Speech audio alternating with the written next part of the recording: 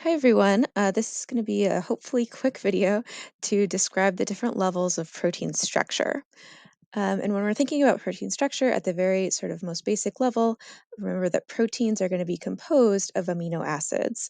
And this diagram on the left here is showing the structure of an amino acid. So we're going to have a central carbon, and on one side of that carbon, we'll have a carboxyl group.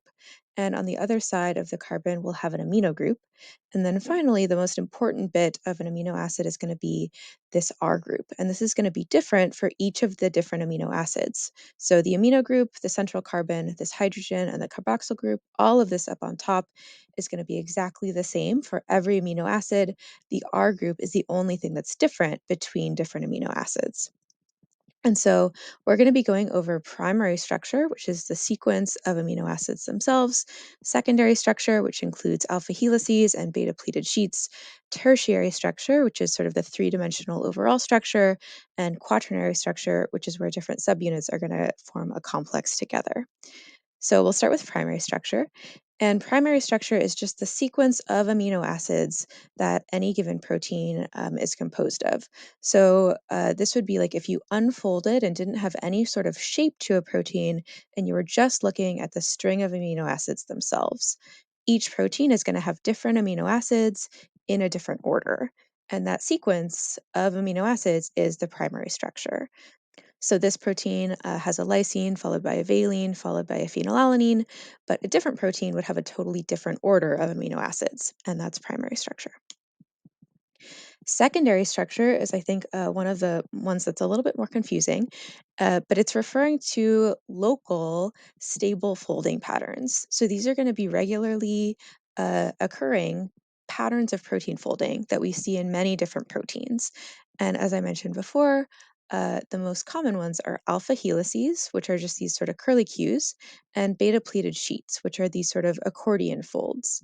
And the reason that they're so common is that they're stabilized by hydrogen bonds between the amino and the carboxyl groups. So remember, um, any given amino acid is going to have a carboxyl group on one end and an amino group on the other. And these are the regions that are interacting in order to form these secondary structures. So you can sort of see it here. They're showing these dotted lines are indicating hydrogen bonds. So you can see there are hydrogen bonds to stabilize this helix and also hydrogen bonds to stabilize this beta pleated sheet. I think you can see it even a little bit more clearly here. This black carbon on this alpha helix is the central carbon in the middle. And then you can see on this end coming off of it, this N is the amino group. And this is the R group coming off the side. And then at the other end, there's the carboxyl group here.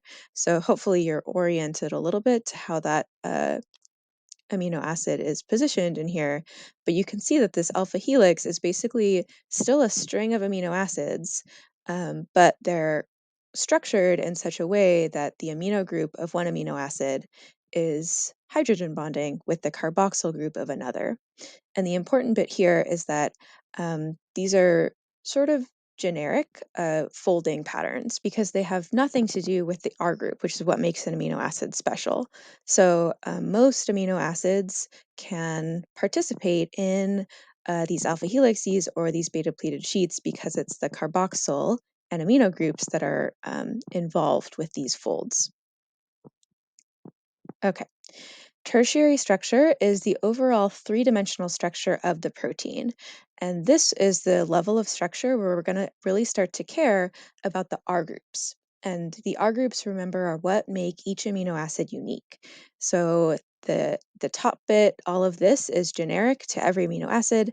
The R group is what gives every amino acid its unique characteristics. So when you're looking at that amino acid table and we're categorizing them as either being like hydrophobic or polar but uncharged, or positively charged or negatively charged, all of these characteristics come from the structure of the R group.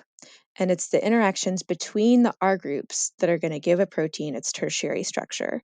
So when you're thinking about things like hydrophobic amino acids clustering on the inside of a protein, or positive and negative amino acids maybe interacting with one another, or cysteine being able to form disulfide bridges, all of those have to do with the individual properties of a particular amino acid and its particular properties. So all of that's going to be a part of tertiary structure. So tertiary structure, we care about interactions between our groups, and it's going to involve arrangement of secondary structures. So this is another picture to give you a sort of a better idea. So here we're showing a disulfide link between different sections of the sort of backbone or chain of polypeptides. Here we're showing some hydrophobic interactions where we're trying to cluster those hydrophobic amino acids in the middle.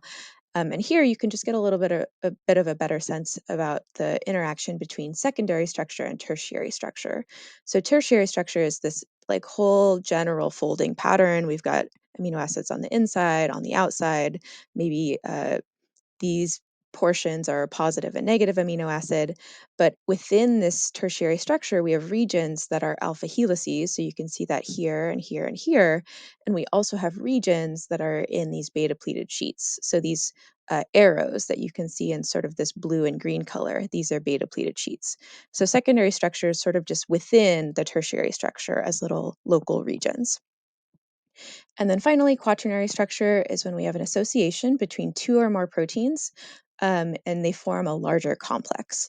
And one important thing I want to say is that not all proteins have quaternary structure. So some proteins are just by themselves, they don't associate with other proteins, and then they would just have primary, secondary, and tertiary. But if it's a protein that works in sort of a group or a cluster, as you can see here, then it would have quaternary structure. So maybe we need to build two of these aqua colored proteins here and here, and they have to associate with these two pink ones. And then all together, these proteins work together as a complex. So that association into a complex would be quaternary structure. Okay, so I hope this video helped with protein structure, and I will see you all soon.